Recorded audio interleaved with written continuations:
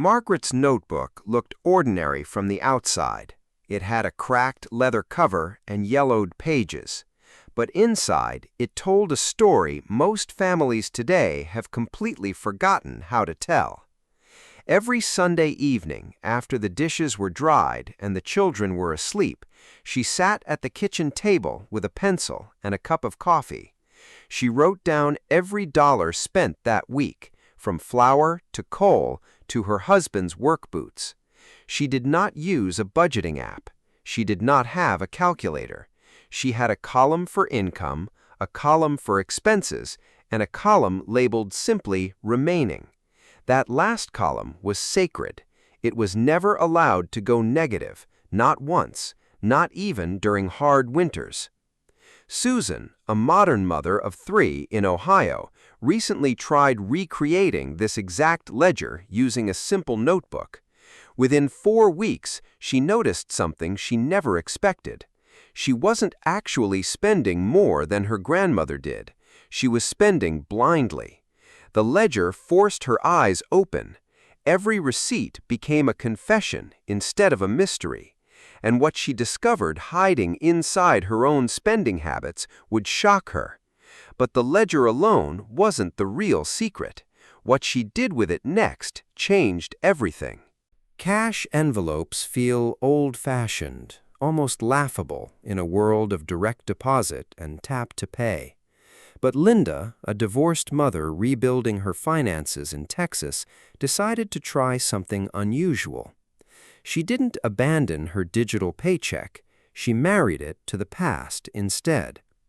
The moment her direct deposit hit her bank account, she transferred set amounts into labeled envelopes sitting in a kitchen drawer.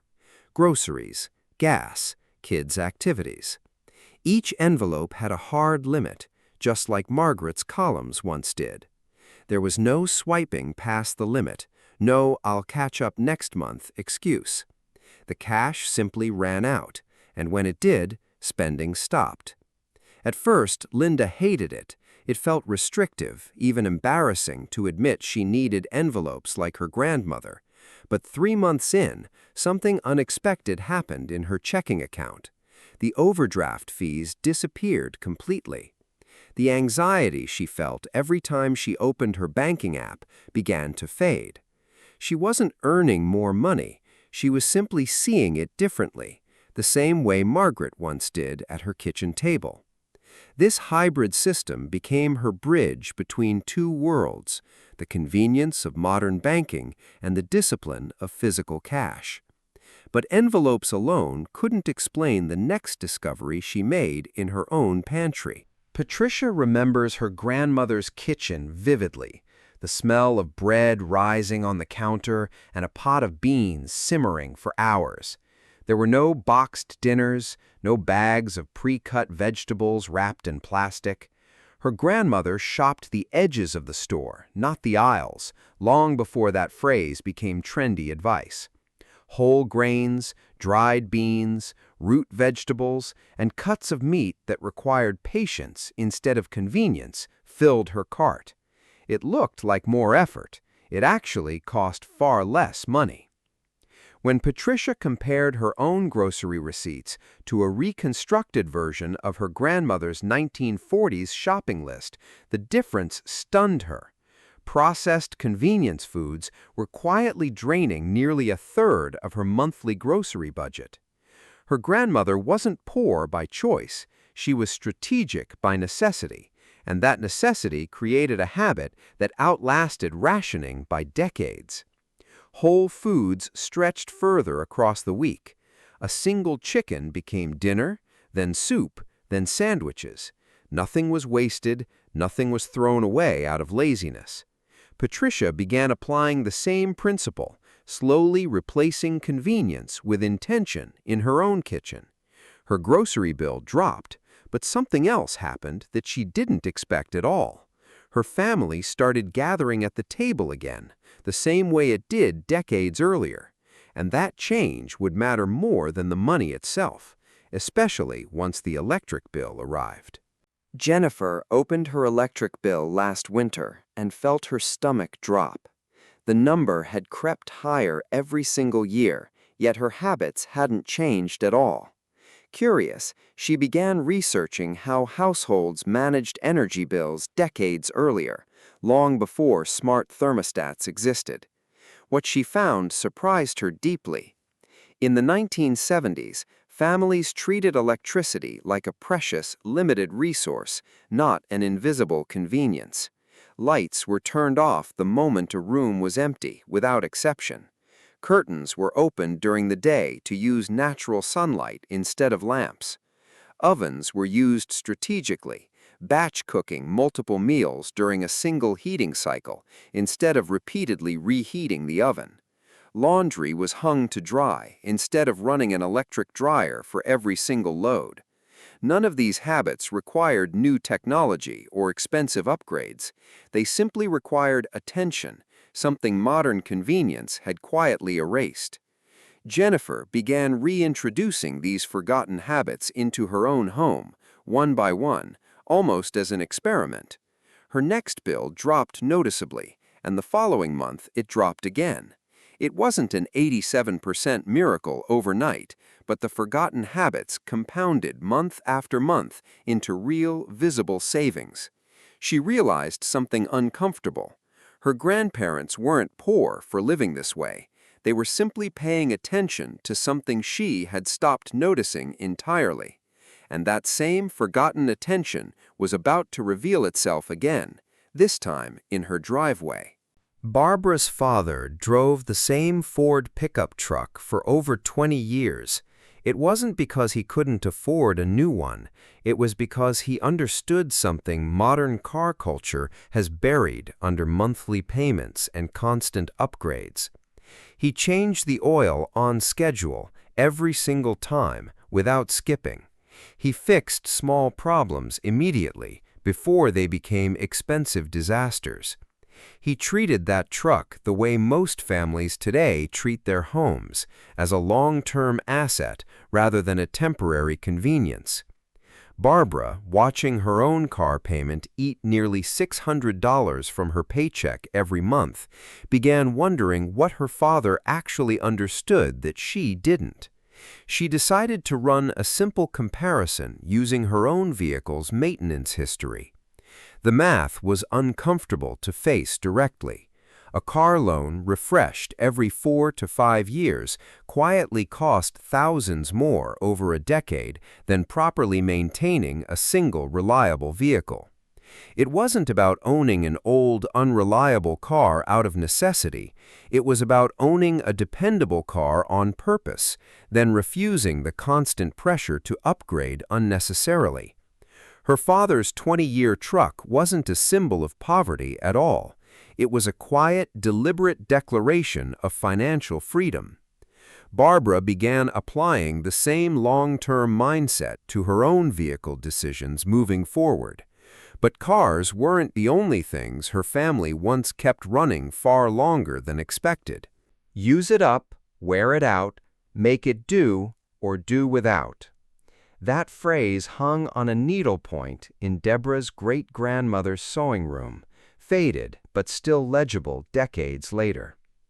During the 1930s, nothing was thrown away simply because it looked worn or outdated. Torn clothing was mended by hand instead of replaced immediately. Old fabric scraps became quilts, dish towels, or children's clothing through careful, patient reuse. Broken tools were repaired in the garage rather than discarded at the first sign of damage. This wasn't a sad necessity born only from hardship. It became a deeply ingrained skill, a quiet form of household pride passed down through generations. Deborah decided to revive this forgotten habit after noticing how often she replaced items that could have easily been repaired instead. She learned basic mending, simple appliance fixes, and creative repurposing techniques from old family habits and online tutorials. Within months, her household waste dropped, and so did her spending on replacements she once considered unavoidable. More importantly, she felt a strange, unexpected sense of self-reliance with every successful repair. This wasn't about deprivation or sacrifice at all. It was about control, the same quiet control her great-grandmother once held over her household budget. And that sense of control would soon connect directly to something even bigger, something hiding quietly in the family's retirement plans. Karen always assumed her grandmother's comfortable retirement came from a pension or a hidden inheritance. The truth, once she finally asked, was far more interesting and far more achievable. Her grandmother never invested in the stock market and never used a financial app of any kind. Instead, she built what she quietly called her nest egg, a slow accumulation of cash, paid-off property, and disciplined saving habits stretched across decades. Every spare dollar that wasn't needed immediately was set aside automatically, almost like an unbreakable sacred habit. There was no complicated strategy involved, no risky financial gambling of any kind. There was only consistency, repeated patiently month after month for nearly 40 uninterrupted years. Karen realized this approach wasn't outdated information at all. It was simply forgotten, buried beneath decades of complicated modern financial products and confusing investment advice. She began applying the same principle herself, setting aside a fixed, non-negotiable amount automatically before any other spending occurred. It felt small and almost insignificant at first, barely noticeable in her monthly budget. But her grandmother's silent retirement wasn't built through a single dramatic decision. It was built through thousands of small, boring, repeated decisions that nobody around her ever celebrated or noticed. And that same quiet discipline was about to reveal itself again, this time inside the household's daily schedule. Mary often jokes that she feels like she's drowning in tasks despite having more time-saving appliances than her grandmother ever owned. Curious about this contradiction, she researched how 1950s housewives actually structured their demanding days. What she discovered wasn't laziness or simplicity at all. It was strategic, deliberate batch processing, decades before that term became a trendy productivity buzzword. Monday was dedicated entirely to laundry, with nothing else competing for attention that day. Tuesday focused on ironing and mending clothing collected from the previous day. Wednesday was reserved for marketing and grocery shopping, planned carefully around the household budget. Thursday and Friday handled deep cleaning, while baking and meal preparation happened in efficient, repeated batches. This rigid structure wasn't oppressive at all once Mary understood the actual reasoning behind it. It eliminated constant decision fatigue, the exhausting daily question of, what should I focus on right now? Mary began adapting this same batch processing structure around her demanding working schedule. She assigned specific tasks to specific days, removing the mental burden of constant rescheduling and decision-making. Her household felt noticeably calmer within just a few short weeks of consistent practice. She wasn't working harder than before at all. She was finally working with intentional structure instead of constant, exhausting reaction. And that same calm, structured mindset would soon protect her family during an unexpected emergency. Nancy's grandmother kept a small metal box hidden behind canned vegetables in the pantry, untouched for years at a time. Inside sat cash, carefully folded bills meant for one single purpose only: true emergencies. This wasn't paranoia or distrust of banks without reason. It was a generational lesson learned through bank failures, natural disasters, and genuine economic uncertainty experienced firsthand. When the power went out during a severe storm last year, Nancy suddenly understood the wisdom behind that old metal box completely. ATMs were down across her entire town for nearly 3 full days. Card readers failed at every single gas station and grocery store nearby. Families who had only digital access to their own money found themselves completely unable to buy basic necessities. Nancy, having recently started her own small hurricane fund inspired by her grandmother's habit, had cash available immediately when it mattered most. It wasn't a large amount of money by any measure. It was simply accessible, physical, and completely independent from the banking system's behavior. This single experience changed how she viewed emergency savings permanently and completely. A digital emergency fund protects against unemployment, but it cannot protect against an actual emergency that disables the entire banking system itself. Nancy began encouraging her own daughters to start similar small physical safety nets of their own. But even this hard-earned lesson paled in comparison to the final discovery still waiting ahead. Here is the lesson that ties every previous discovery together completely. In the 1960s, the average American home measured around 1,000 to 1,200 square feet, often housing an entire family of 5 comfortably. Today, average homes have nearly doubled in size, yet financial stress has only grown alongside them. Smaller homes meant smaller mortgages, smaller utility bills, and significantly less space to fill with unnecessary purchases. Families weren't sacrificing happiness by living smaller. They were unknowingly protecting their long-term financial future from constant creeping expansion. Michelle, after researching her own family's housing history, realized something deeply uncomfortable about her current 4-bedroom home. She wasn't using nearly half the space she was paying to heat, cool, insure, and furnish every single month. The bigger is better mindset hadn't actually made her life easier or more comfortable at all. It had quietly stretched her budget thinner across more square footage, more furniture, and more upkeep than ever truly necessary. This was the missing thread connecting every single habit explored throughout this entire video. Margaret's ledger, Linda's envelopes, Patricia's pantry, Jennifer's electric bill, Barbara's truck, Deborah's mending basket, Karen's nest egg, Mary's schedule, and Nancy's hidden cash box all shared one identical foundation. Earlier generations didn't simply spend less money out of necessity alone.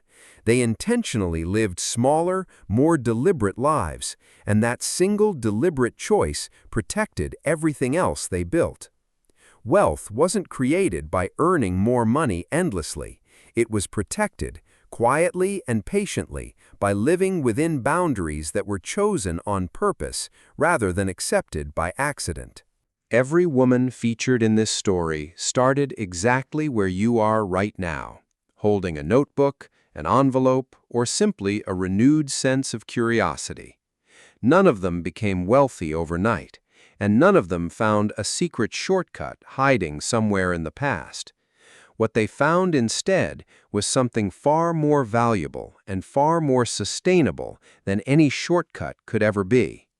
They found forgotten attention, forgotten discipline, and a forgotten respect for the boundaries their own families lived comfortably within for generations. That brown leather notebook sitting in Margaret's kitchen drawer wasn't really about money at all. It was about awareness. The simple, powerful act of truly seeing where every single dollar actually goes. That awareness is still completely available to every single one of us today, free of charge, waiting quietly in a kitchen drawer somewhere. Do you think families today would save more money if they returned to using physical cash for everyday spending the same way their grandparents once did? If this story made you think differently about your own household, consider subscribing for more forgotten wisdom like this. Leave a comment below sharing which habit you plan to try first, and share this with a friend who might need it today.